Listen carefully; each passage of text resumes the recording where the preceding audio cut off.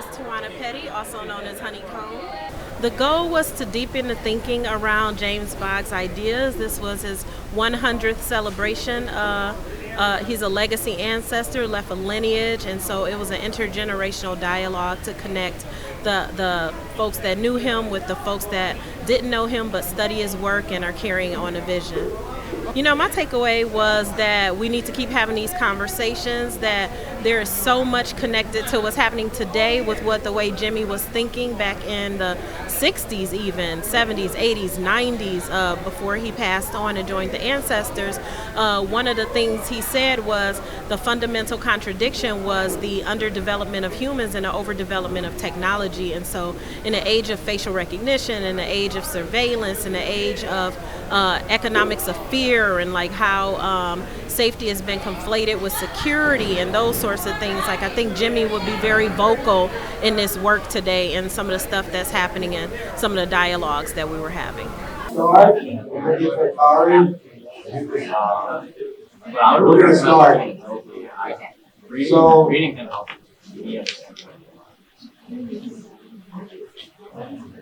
now we can start. So my name is Rich Feldman, and I work with the James Boggs Center on the board for that's a long time. And on behalf of the James and Grace Lee Boggs Center to Nurture Community Leadership, we're really, really honored you're here. And I'd like you all to say out loud, James and Grace Lee Boggs Center to Nurture Community Leadership. James and Grace Lee Boggs Center to Nurture Community Leadership. It's not because I want to indoctrinate you. It's because most folks who are under 65 only know Grace. And it's called the Grace Boggs Center, not the James and Grace. And part of the reason that we're doing this is to bring back their unity and their relationship, even though we know they're both individuals. And obviously, thank you. And because Grace lived, Jimmy died in 1993, and Grace lived till 2015. That's a lot of years for her to redefine and define her own journey, as well as her relationship with Jimmy. And now as a center, part of our transition was to bring forth this JB100 gathering. So how many of you were here on Sunday for the film and the larger gathering? A number, okay. It was an amazing turnout at the museum. And this commitment today is really based on the importance of ideas and serious study. Neb has been one of the people that has always said we need to study seriously and we need to have serious conversations. And at the t-shirt, whoever's wearing a Jimmy Boggs t-shirt today says, what does it say?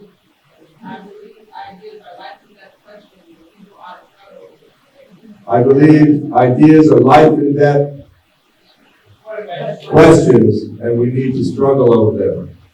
So it's really about the importance of ideas that come from practice and theory and creating new theory. So I just wanted to welcome folks on behalf, and we really hope that you get to both know each other. You get to really think about some of the questions in the conversation that will be taking place today. And this becomes just another launching pad for serious investigation, serious study about the relationship of Jimmy and Grace, Jimmy's evolution in terms of his ideas. And at this point, I wanted to bring up the Detroit Summer folks to do a little icebreaker. And then we'll go into the context of why we're here more in depth and go over the logistics for the day. But we really, really welcome everybody here, and hopefully you'll get to know each other because it's a long, long journey. Okay.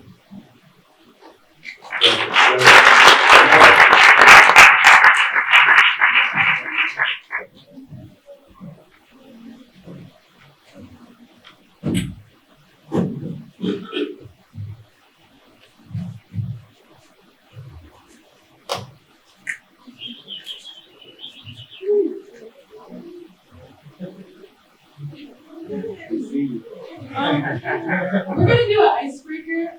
Rock, paper, scissors. So everybody is going to play rock, paper, scissors with a partner. If you lose, you become that person's entourage and like cheer them on, and you keep doing that until there's 2 people left. Yeah. You ready? Everybody understand the directions? No. No? Is that serious? Or?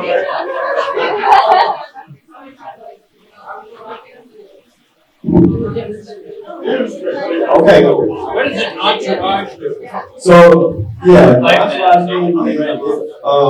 if you lose on rock, paper, scissors, shoot, right?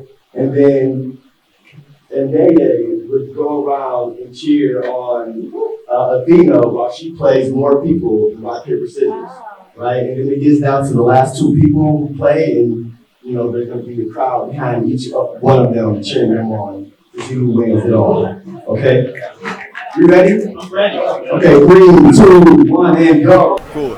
My name is Dakari Carter. I'm on the board of the Boggs Center and one of the lead organizers for Detroit Summer.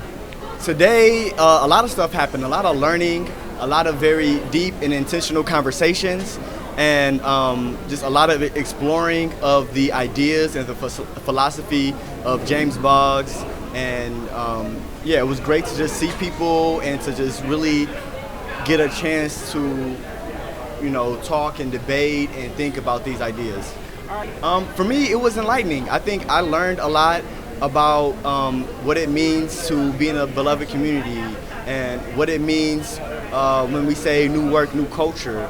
And I think one of my favorite parts was at the very end, one of the last sessions, we got a chance to envision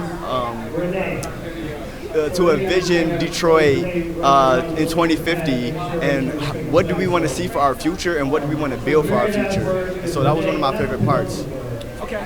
So we are here this morning for the Study and Teach Out, which is part of JB100, as you know. To get us situated in this particular activity as part of this week, as part of the broader work that Rich referenced in the welcome, I'd like to ask you to please take out something you can write on, a piece of paper.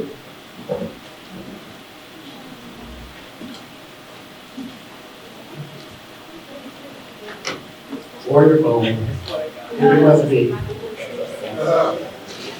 Please write down the year in which you were born.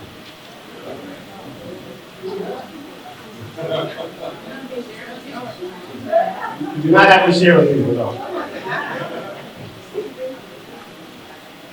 Next to that, please write down something that happened, an event, or something that was happening, or broadly some development, in that year. And if you can think of something in that year, specifically, or something around that time. This could be something that is of some historical significance in Detroit, or where you're from, or the country or the world. Something that shaped the world at that time, or something related to you that shaped your engagement with the world.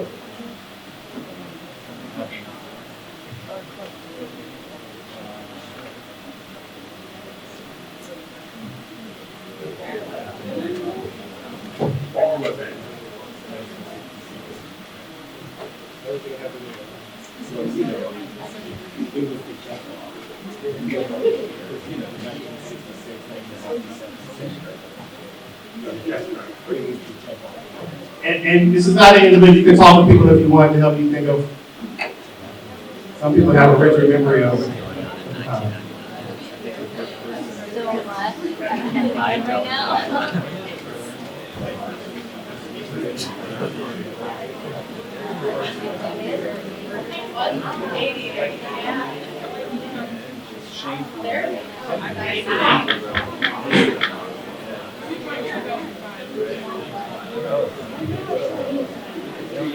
Okay, everybody have something?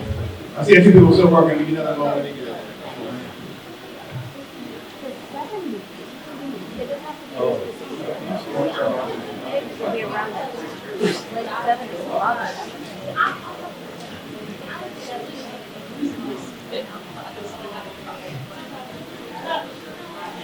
Okay, next, please write down this year, 2019, and identify something. An event that has happened, or will be happening, or some development that you think is of historical significance for the country, for the city, the country, the world, or for yourself and your engagement with the city, the country, the world, or the world now. And I'm saying one thing, but if you have many things, please write whatever comes to mind, as many things that come to mind.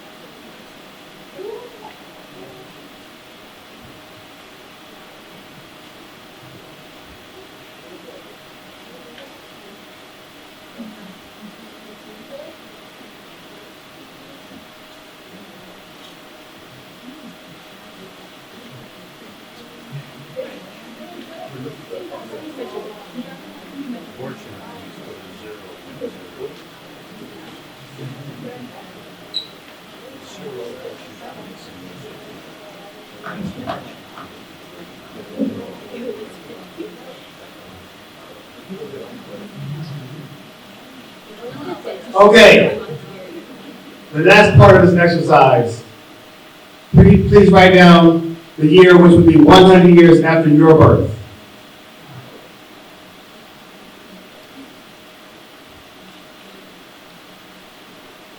And not now, but at some point throughout the day, please write down something next to that number that reflects what you think could be, should be, will be happening in that year. So not now, but over the course of the day, please do that. So we're starting with that to get a sense of historical time. As we said, we're here for Jimmy Boggs' 100th centenary. He's not lived to be 100, as Rich mentioned. Grace lived to be 100. Jimmy passed away in 1993 at the age of 74. But we were here celebrating what would have been his 100th birthday, and not just celebrating it, but using it as an occasion to think about what he did and thought, how he did it and how he thought, and how that can contribute to our thinking and acting today. And in particular, this exercise points to one of the hallmarks of Jimmy's thinking, which is how he thought historically. And when I say thinking historically, I don't mean just memorizing names and dates or knowing what happened in a certain time, but historical development, recognizing that the society we live in has been created by the things that people did and struggled over in previous times, and the ideas which shape or govern or propel those actions and those struggles. And having that inform how we understand today, engage today, and then try to create the future. So that concept, that idea of thinking historically was related to his and Grace's notion of thinking dialectically, which is by which they meant that we have to recognize that reality is constantly changing. And therefore, our framing of reality, the ideas by which we engage reality, need to change. Because ideas which were useful, progressive, appropriate at one point, may not be, in fact, probably won't be at another point, because things have changed. But if we're staying stuck in those concepts, if we continue to live and act by those ideas, then not only will they not be as appropriate or useful as they were, but they can become their opposite. They can hold us back. They can cause us not to be able to see and advance humanity, which they came to see as the goal of revolutionary action. So that's one hallmark of this thinking, to think historically and think dialectically. A second one, an important hallmark of his thinking, was the importance of ideas, the importance of study, and in particular in relation to practice. So we can think of it as a process of studying, of developing ideas, engaging in practice in the struggles, guided by those ideas, and reflecting on what we learn from those struggles. Whether they are successful or not even, or in the victories or not, learning from them. So a process of study, practice, and reflection, ongoing process. So that would be a second hallmark of his thinking. And the third hallmark of his thinking would be that we all have the capacity to grow. And because we have the capacity to grow, we have the capacity to conceptualize and act toward shaping our society. And we don't have to have prestige or status or degrees or other markers to indicate that. All of us have the capacity to grow, and all of us have the capacity to change the society. And in fact, we should, the highest form of that is to take responsibility for changing society in the ways that you identified. So we'll go through hallmarks, thinking dialectically and historically, the process of study, practice, reflection, and third, the capacity to grow and to shape our society. And that particularly includes the young people, recognizing that young people had a particular, that they should not be seen as small humans waiting to be full humans, but they are themselves complete human beings who have the capacity to engage in society and reshape. Hi, my name is Dominic Sweeney. I'm with Detroit Action Commonwealth. Today was another reminder of the importance of what the Boggs Center does on a daily basis. The importance of coming together in conversation with people to critically examine why it is we do what we are doing, and ultimately, I think the largest phrase that I could use is the idea of James and Grace Lee Boggs, that what we're fundamentally called to do is to become more human beings, and a fundamental part of that is being in conversation with other people. At the same time, as the racial chair, represented by the Ku Klux Klan and lynching, racialized violence, he also was shaped by the nurturing environment of his family and his community. And those twin or parallel experiences are part of the foundation upon his life. So he went to high school in Bessemer, Alabama. Upon graduating in 1937, he came to Detroit in search of work in the auto factories. Didn't initially find it, but he left, came back. By 1940, he was working in the factories. And that's when his political and intellectual development, his intellectual development was already taking place, but his direct political involvement took place in the context of the unions and UAW in the 1940s. And this is the moment after the creation of the UAW and the CIO in the mid-1930s. So still some of the radical ideas from the labor movement and the Marxist movement, which he was engaged in, are some of the spaces of his intellectual political activity. This led to him meeting Grace in the early 50s, and they were married in 1954, initiating their 4 decades of struggle and love and activism and thought together.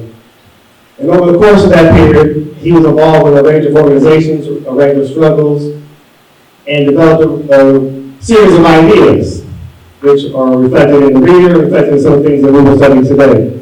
And we have been studying and hope to continue to study. And one way that he conceptualized his life and his political engagement was saying that he lived through 3 periods.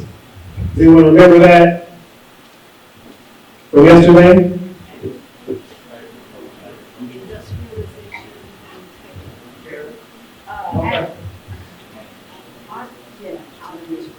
So the first was agriculture, second was industrialization, and third was automation. So you know what he meant by that?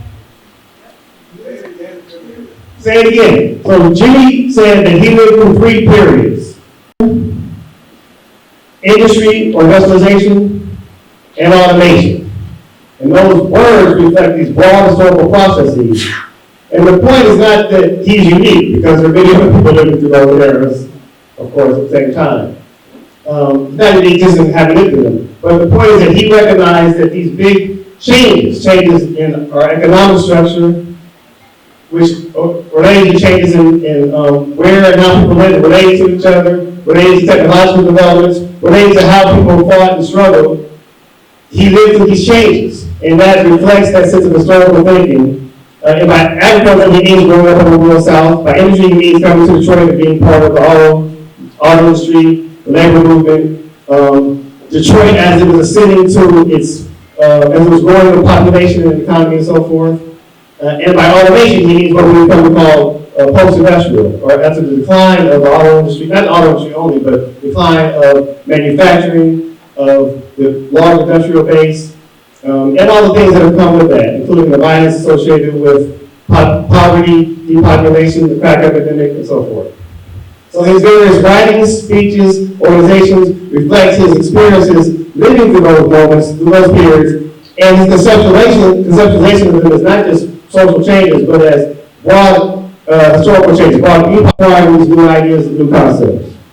And so I'll close with two statements he made at the end of his life, which reflect the statement that they read for us, and other things he's written, about how he saw himself historically, about how he engaged in the process of study, practice, reflection, and how he conceptualized and acted out his own capacity to grow and be part of broader transformation. So the first one, the last two, was from 1992. So it's not in the reading. It's in an essay, a news article in Trade News with Mission Sunday by Daryl Dawson, which is a profile of Jimmy a year before he passed, when he was ill, called American Revolutionary. And there he said that his ideology is constantly changing, with one constant: it must advance humanity. That's 1992. The next year, just a couple of months before his passing, he made this statement, or the statement of the cover of the statement which Rich also had us go through. So at the very end of his life, he was saying that ideas matter. Having been a union activist, having been a civil rights or black power activist, having been part of these various organizations and struggles and movements, he still firmly believed that ideas were important, and the people all struggle over them. So this morning and this afternoon, we today together and struggle over ideas.